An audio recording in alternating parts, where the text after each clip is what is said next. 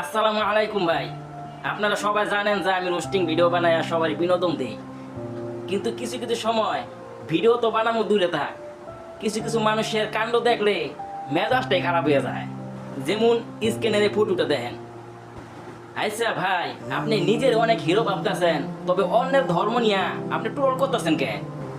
ভাই, আপনি তো ইসলামের জন্য কাজ করতেছেন না, বরঞ্চ আমাদের ধর্ম অন্যদের কাছে ছোট করতেছেন। ভাই, একটা কথা মনে রাখবেন, ধর্ম কখনো ফানি কন্টেন্ট বা মজা করার বিষয় না।